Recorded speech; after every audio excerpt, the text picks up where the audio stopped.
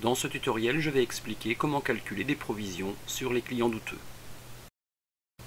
Dans cet exemple, l'entreprise a 5 clients douteux et une information est communiquée sur chacun d'entre eux.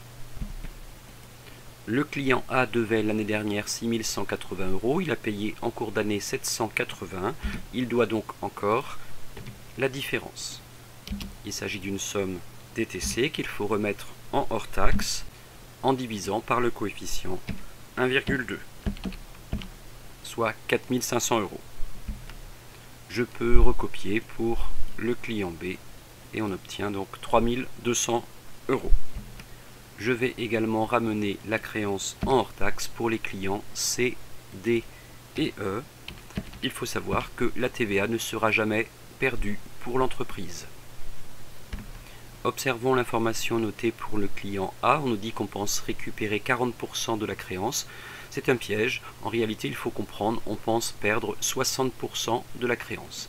La provision se calcule toujours sur ce que l'on pense perdre, soit 4500 multiplié par 0,60, donc 2700 €. On nous dit pour le client B que la perte probable est de 70%. Il faut donc provisionner à 70% de la créance hors taxe, soit 2240 €.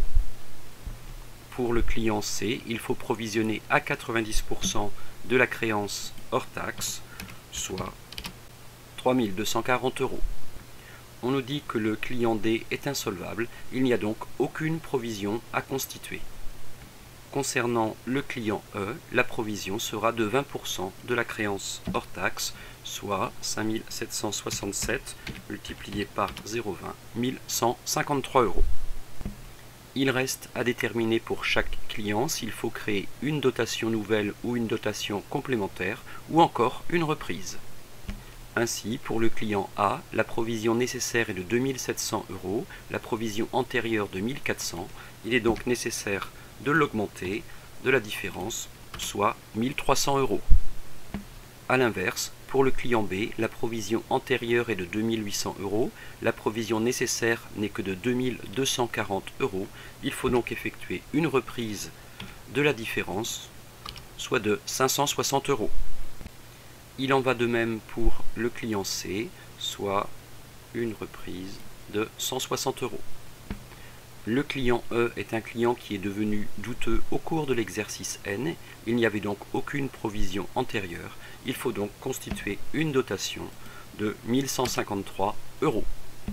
Terminons en totalisant les différentes colonnes du tableau que je peux ici recopier vers la droite. Il y a donc globalement un total de 2453 € de provision et de 720 € de reprise. Dans le compte de résultat de l'entreprise, les dotations se retrouveront dans les charges et les reprises dans les produits. Voilà, bon courage et bonne révision sur ce type d'exercice. Autres supports à disposition sur le blog et sur les 2 chaînes YouTube Économie et Éducation.